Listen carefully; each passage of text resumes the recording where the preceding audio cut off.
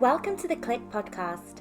I'm Dani Watson, a mindset and manifestation expert and founder of the Clique, a company that helps women overcome their fears and limiting beliefs to create a life and business that they love. Within this podcast, I will help you get clear on what you want, identify the blocks that are holding you back, transform your mindset and raise your vibration so that you can co-create magic with the universe. If you are looking to design a life that truly sets your soul on fire and manifest more success and abundance, then you are in the right place.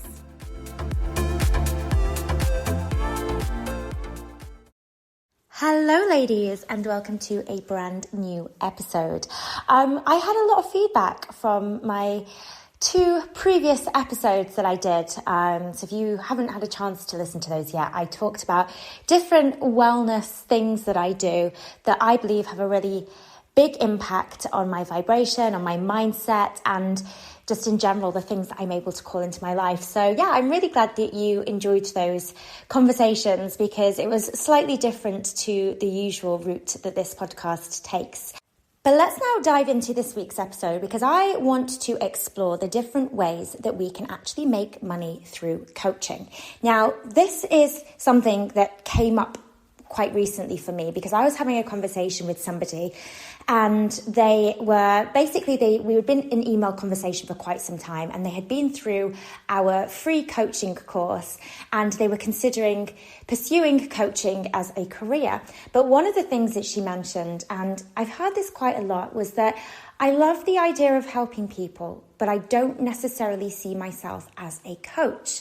I don't necessarily see myself taking coaching sessions. And I also don't really see myself actually building up like an online presence and getting visible and sharing my story and sharing wisdom. But I still feel pulled to this idea of helping others. You know, is there anything that you could suggest here that perhaps would be more suitable for me? And so we ended up having this discussion about all of the different ways that you could actually create an income with the coaching skills that you have that perhaps don't necessarily involve coaching. So I wanted to dive into some of these things within this episode today. So the most obvious way to make money as a coach would be to coach others. And typically where most people start with this would be coaching one-on-one. So this is where I start. This is where the majority of students we train start in the Clique Academy, where they are learning how to coach a person in a coaching session one-on-one. Typically that session would be done online via something like Zoom, and typically that session would take around 1 hour. Normally once somebody has acquired a deeper set of coaching skills, what we normally help people do within the Clique Academy is they would start working with their clients still one-on-one, but over an extended period of time. So typically this would look like a 3-month program where you are coaching a client each week over the course of 3 months in order to help them achieve a specific outcome in their life. Doesn't matter what that kind of area of their life is. You normally as a coach would decide kind of what kind of niche you want to be in. So maybe that's self-love coaching, maybe that's coaching around relationships, maybe it's helping somebody create more success in their lives, more financial abundance. It doesn't really matter. Normally the idea is that you're kind of coaching somebody over an extended period of time to reach that certain outcome. And that is what most people will kind of think of when they think about monetizing a coaching business. So I will acquire a set of skills, I will do a coach certification, I will get trained, and that training will allow me to be able to facilitate and deliver those sessions, and the person will pay me for those sessions. In terms of what you can earn doing one-on-one coaching, it can really, really vary. So typically when somebody's starting out and they're just doing one-off sessions, it may be that they're charging a flat fee for that one-off session. Typically that might be something like £100 for an hour, but that can really vary depending on the experience of a coach. Normally, what we would recommend with our students is that they are working with clients over, let's say, a 3-month period where they would typically charge a flat fee for that period. And normally, as a benchmark figure for a newly qualified coach, that would be around the £2,000 mark for a 12-week coaching program. But that can really vary again depending on this experience of a coach. So that can go anywhere from, $5,000 for the 12 weeks, maybe even up to 10 or 15,000. Some people are even charging now up to 20,000 for the 12 weeks. Again, depending on experience, but also really dependent on the outcome that you're getting for your clients as well. I don't want to dive into too much about sort of what to charge as a new coach, because that I'm sure we could actually say for a different episode, because I could really dive into the psychology of pricing and money mindset and how that plays a role. But I just kind of wanted to give you some idea of what that one-on-one coaching scenario may look like. So that's kind of what normally people would think of. The other side of the coaching with, directly with your clients would be doing the same sort of thing, but it would be in a group setting. So this would normally be where coaches progress into once they've seen a certain amount of success with their one-on-one coaching. They've perhaps built up a bit of an audience, and they are thinking, okay, I'd like to be able to coach more at scale. I would like to be able to reach more people with my coaching, impact more lives, but not necessarily, for that to take up too much more of my time. So this is normally where a group coaching program would come into play. So the same sort of concept, you would be coaching online, but rather than doing it in a one-on-one scenario, you would coach in a group setting. So you'd have a number of ladies or people joining your group program all in one go, and you would almost do it as hot seat coaching, group coaching. So everybody's getting the benefit of your coaching. But you're not having to do that one-to-one. And again, this would be sort of over an extended period of time. So typically 12 weeks, or it could even be longer. So they're kind of like the two most obvious things for somebody coming in. But the question that I was asked is, well, do I even need to work with clients? What are my options if this is something that I do not want to do? So one option that you may want to consider is actually developing your own online coaching course. So this would be a course where you would be able to package up your skills and your expertise and your knowledge that you learn through your coach training, but deliver that in a purely done for you DIY coaching, self-led coaching program. So essentially how that would work is that a lot of the skills and exercises and tools that you develop over your course training, you could package that into a digital product where you don't actually have to have any contact or any kind of communication with your clients, because it's a completely self-led course. Now, you might be thinking, well, if somebody wants to work with a coach, surely they want to have that, that call with you. They need to have that coaching session. And whilst there is a huge amount of benefit in somebody actually receiving the one-to-one or live support from a coach, some people learn in different ways. And for somebody, it might not be that financially they're able to invest in a coach at a higher level. So typically a online coaching course would be priced at a much lower price. So it can almost be a lower threshold for somebody to get your support.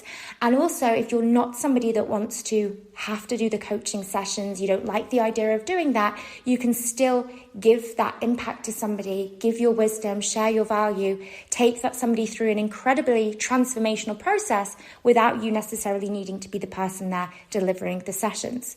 I have personally been through some wonderful courses where I haven't had access to a coach, especially in my very early days of entrepreneurship, where I did a lot of online courses. I learned a lot through those programs.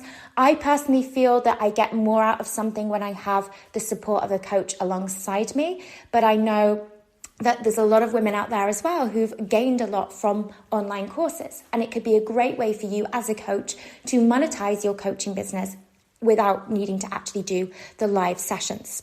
Another option for somebody who likes the idea of helping others, loves being in the personal development space, but doesn't necessarily see themselves as a coach and actually coaching people, would be to think, well, how else can I give people access to my wisdom, my support, my knowledge without it being in that sort of coach-client relationship? So another idea could be something like writing a book, Or if a book seems too much of a big task, it could actually be becoming a freelance writer for, it could be a number of different publications where you are writing on the topics that you are passionate about. So coaching, personal development, mindset, law of attraction, but you're not necessarily stepping into that role of a facilitator or a coach where you're working with clients.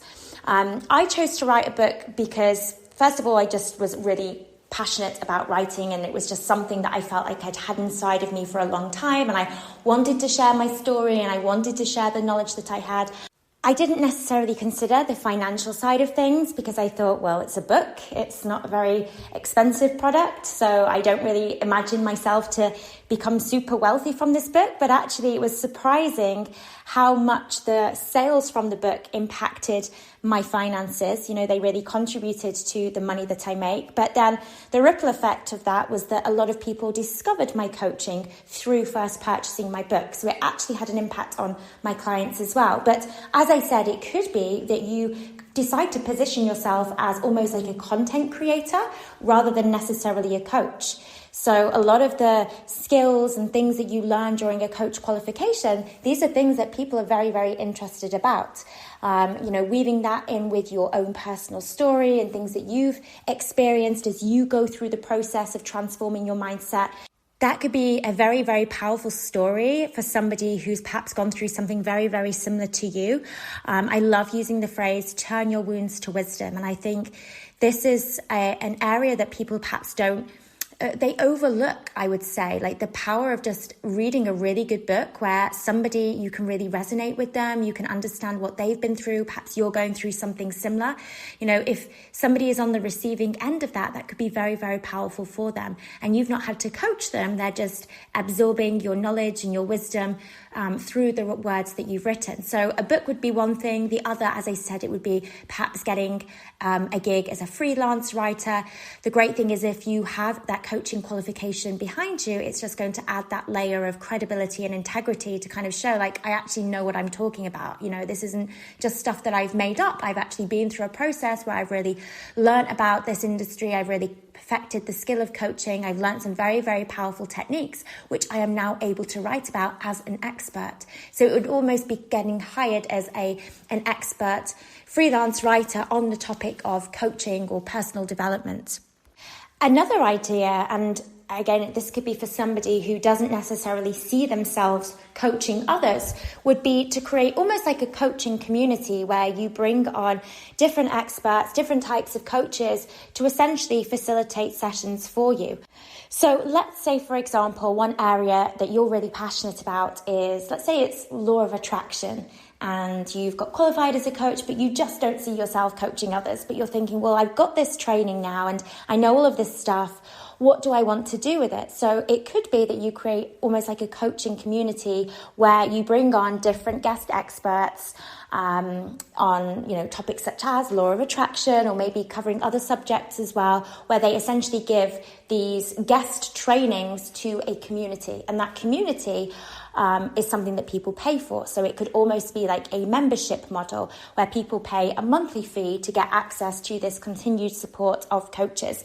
And maybe you want to join in and take some of those sessions too, but maybe you're just the person that wants to sit behind the scenes and kind of do the organization side of the business, more in the CEO role of your business.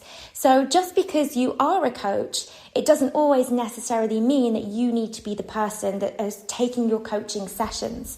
You know, maybe you do actually see yourself more as a CEO and kind of managing the business and focusing on strategy and kind of the growth of the business, not necessarily the person working in the business as the coach, if that makes sense. Another option for somebody who has coaching skills, loves this space, but doesn't necessarily want to coach would be to do something like a podcast. So a podcast, I think people often get confused with how you make money from a podcast, because obviously podcasts are free for people to consume, but the way that you would monetize it would be through advertising and through sponsored posts within your podcast. Now, with full disclosure, you would need to build up an audience size, a relative listener size before you'd be able to actually sell advertising on your podcast, or, for that to be somebody wanting to pay you to put a sponsored post on your podcast. So to begin with, it may be that you're therefore having to just create your podcast for free and not generate any income from it. But in terms of a long-term goal, that's definitely something that you could do. And so with the experience you've got and knowledge you have from your coaching, you could share topics on the subjects that you're very passionate about. You could also bring on board guests, people that are also experts within the space to interview. And that could be your business model, where the idea is that you are looking at it as more of a long-term thing, where you build up the audience growth and then you are able to then sell advertising or sponsorship places on your podcast. So again, that might not necessarily be for everybody, and I know a lot of people as well will utilize a podcast as a way to market their business. So that's kind of really always been the goal with my business. My podcast, I just love creating it, if I'm being completely honest. I've had various different people approach me to ask about whether they could put sponsored posts onto the podcast, and to date, that's not a direction I've chose to go in.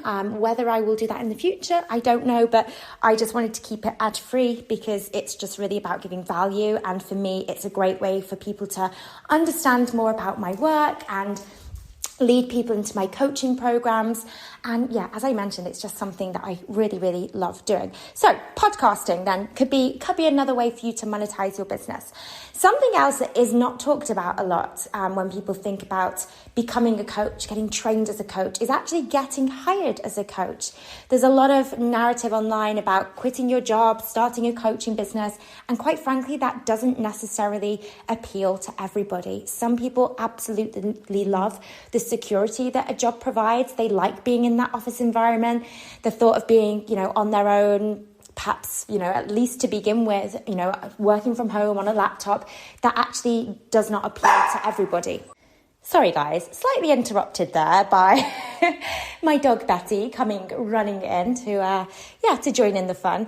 Going back to what I was saying, getting a job or getting hired as a coach, often people don't actually consider this. And again, depending on what type of chapter you are at in your life, this may be more relevant to you. So let's say, for example, you aren't on the property ladder yet and you are wanting to get a mortgage within the next few years.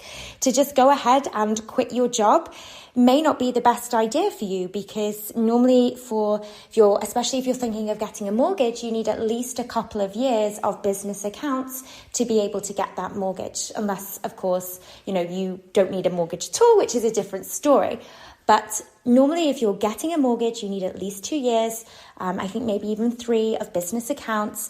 And so it may not be feasible for you at this moment to just not be in a job and to just be having a new business. So it may be that getting hired as a coach may be a better option for you. Or as I said earlier, it might just be that you like the idea of being an employee and working within a company.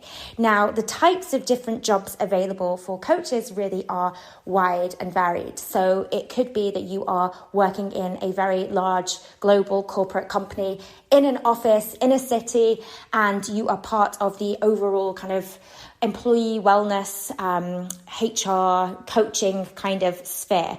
And companies now have huge budgets to invest in coaches and coaching. They often will have, depending on the size of the company, they will actually have whole teams of in-house coaches.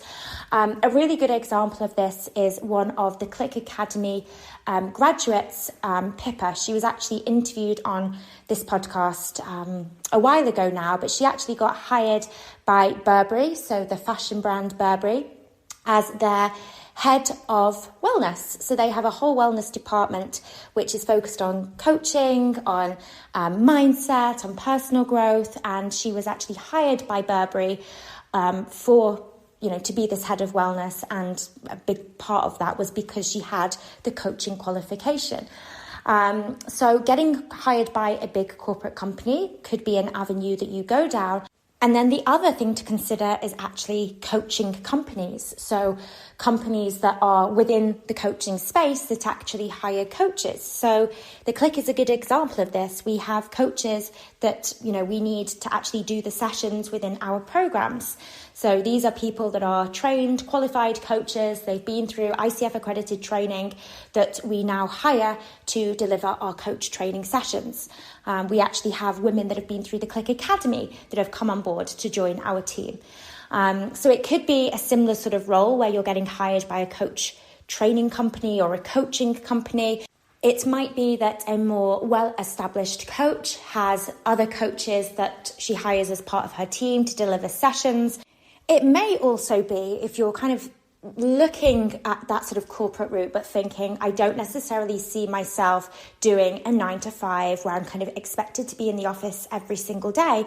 Another way to approach it would be more as a freelancer. So rather than actually being employed by a company, it's more contractual work. So this is something that I've done quite a bit of within the corporate space, where it would be, you would get hired by a company to deliver a series of coaching within the company. So it might be for a one-off project, it might be more of an ongoing basis, but you're not necessarily in the office, every single day. It might be that you go into the office to deliver the training. It might be that you actually are delivering the training online.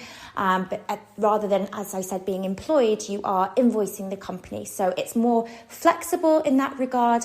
And this is something that could actually be very, very lucrative as well, specifically because companies now have very big budgets to actually invest in their employee well-being. Companies now are adopting more of a coaching culture within the company, where managers and leaders, it's not necessarily so much about telling their teams what to do, but it's about asking questions, and they take on more of that coach role rather than consultative role. So there's been a really big trend in that sense within the corporate space. And just in general, just the responsibility companies now taking on with regards to employee mental well-being, mental health, and just ensuring that employees get the support that they need. Now, something that will be very relevant if this is the kind of route that you do want to go down is the ICF accreditation piece. From my experience, corporate companies will not even consider a coach unless there's some sort of ICF accreditation. That's kind of what they're looking for as a minimum benchmark. You've been through an ICF accredited training. The plus point of working with companies in the contractual sense is that it can be very lucrative in terms of the fees that you are able to charge. So one of our Clique Academy members who specifically focuses on delivering training, coaching, should I say, within a corporate setting, she was actually paid recently $14,000 to deliver 3 days of training. So that's not bad when you consider that's, just 3 days. I think it was a mixture of, part of it was done remotely and part of it was done in office. But that's kind of to give you an idea of the kinds of fees you can be commanding if you are coaching at the corporate level. Now, for somebody who likes the idea of in-person experiences, it might be that you want to look into something like retreats or workshops, something that happens, face to face. So I've had experience with both of these actually, and they were great at the time, but I actually realized that it definitely wasn't for me in terms of my long-term vision for the goal, for my business, should I say. So the retreats, I've done retreats in Bali, I've done them in LA, I've done workshops in London, also in the States. And it was a great experience. I definitely don't regret doing it. However, I realized that the direction that I want my business to go in it works better for me in an online capacity. And if I'm being completely honest, I feel like I'd much prefer to be the person going on retreats than actually hosting the retreats. Although never say never. I think I've spoken about this on the podcast before. I actually had a psychic tell me that he saw me hosting retreats in a French chateau. So I'm like, never say never. And I still have this idea that I like the idea of of having a retreat place, like a property that retreats can be hosted. But at the moment, I don't necessarily feel like I would be the person to facilitate or host those retreats, because it's a lot of organization, and I feel like it was not the best use of my skill set, being the person to kind of organize those retreats. And but it is definitely an option to consider. It would be a way to utilize your coaching skills, but do it in a more in-person, intimate environment, where for me, a retreat is a real deep dive. So a lot of the time, what you can perhaps accomplish in 2 or 3 months, if you are doing coaching, distant coaching, you can actually achieve in a much, much shorter space of time when you do it in a retreat setting. So the retreats that I've done have been like a week-long deep dive. It can be quite intense, where you're kind of going through a lot of breakthroughs in that very, very short period of time. And then to accompany the retreat, it might be that you add in things like yoga or breath work or massages or sound healing baths. You can really get creative with retreats. So I think for a lot of people, the idea of hosting a retreat might sound quite fun, because they get to have they get to really design something that's quite unique and has a lot of different experiences weaved into it. You could also bring in guest experts to support you in your retreat as well. It doesn't necessarily need to be you doing it alone. A workshop would perhaps just be a shortened version of a retreat. So rather than having to think about the logistics of accommodation and travel, it would just be for a day. So finding a beautiful space where people could go, and it would be almost like a group coaching session where you could perhaps weave in all of these other sort of healing modalities as well, and just create this really beautiful experience. I think what I love about this industry, whilst I'm talking about this, is that you essentially have so many different options to do the things that you kind of feel really, really drawn to. There's lots of different ways to make money, and it's certainly not a one-size-fits-all approach, and you get to have fun with it. You get to be creative, and you get to go with the option that feels most aligned with you. And it may be, to begin with, you're playing around with different ideas, different options, figuring out what's going to work best for you. So I figured out for me that perhaps retreats isn't the business model for me, but I found that out by doing it. So maybe it's you doing a retreat first, or maybe it's actually going on a retreat to kind of see like what that experience is like before committing to doing one for yourself. It's playing around, and nothing that you decide to do needs to be a forever thing. Nothing needs to be set in stone. So just because you do one retreat doesn't mean you need to then pigeonhole yourself into that area. And that goes with anything that you do in your business. At any point in time, you are free to pivot and to change path, and that is completely okay. That's why you have your own business in the first place. So aside from retreats then, or workshops, what else could you be doing? Well, again, if you like the whole in-person connection thing, it might be that you start to position yourself as a guest speaker. So it might be that for you, like, you realize that your skill in life is presenting in front of a stage, being that charismatic, influential coach who inspires the masses. Maybe you're doing that and not really doing any coaching at all. Your brand is to be that inspirational speaker. And actually, if you start to build up a name for yourself within the personal speaking space, you can actually command pretty significant fees. So you would actually be hired by other people to be the guest speaker at their event, or you could actually have your own event where, you'd be the speaker at your own event. But a great way, especially if you don't yet have an established audience, would actually be to be that guest speaker at other people's events. And maybe to begin with, it's doing it for free to start building up your name, start building up your reputation, to start getting some content of you. So that would be things like videos of you on the stage, photos of you on the stage, so that you can then pitch yourself to other people who are actually paying speakers for their events. And there's lots of opportunities there as well.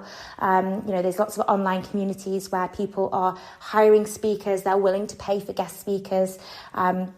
A lot of people assume that you do this stuff for free because it's a marketing thing, but actually you can really make this in itself could be a business model where, this is the way that you actually monetize your coaching and your expertise. So you have plenty of options, ladies. You could really be, enjoying coaching and, love doing your training, but not necessarily want to coach, and that is okay. And also, it's worth pointing out that a lot of people go through the Clique Academy coaching program actually just for themselves. So it may be that you've not even decided yet what you want to do with that qualification, but actually just want to have that experience of receiving coaching, understanding more about the subconscious mind, learning how to make dramatic inner shifts. Maybe that's something that you just want to experience for yourself. You don't necessarily need to have that all figured out right now. So a lot of people who join the academy, they come into it not necessarily knowing 100% that they want to coach. And maybe they decide later on that, yes, I do, but some of them don't and go in a different direction. And that's absolutely fine as well. It's never going to be a waste, because the work that you do on yourself is going to be with you for life. So I hope that's really opened your eyes up to the coaching world and kind of the different avenues that you can take your business in, or maybe it's not necessarily a business. Maybe it is getting employed or working for somebody else. You have to choose the path that feels the best for you. If you have any questions on this episode, please feel free to reach out. Dani_Watson_coaching on Instagram. Come and say hello. Also, whilst I've got you here, I would really, really appreciate it if you have the time to just leave me a quick review on the Apple podcast. It really would mean the world to me. If you do leave a review, you take a screenshot of it and send it to hello@wearetheclique.com. We also have a special surprise as a thank you there as well, which you will love. So yes, if you do send a screenshot of your review to hello@wearetheclique.com, and we'll send you a little thank you in return. But thank you again, ladies, for tuning into this episode. Have a wonderful rest of the week, and I will catch you very soon. Bye, ladies. If you're wanting to build your own successful online coaching business, make sure to check out Freedom, Abundance and Impact, our free 10-day business and mindset course for coaches and aspiring coaches. To access, simply head to wearetheclique.com and click free course in the menu.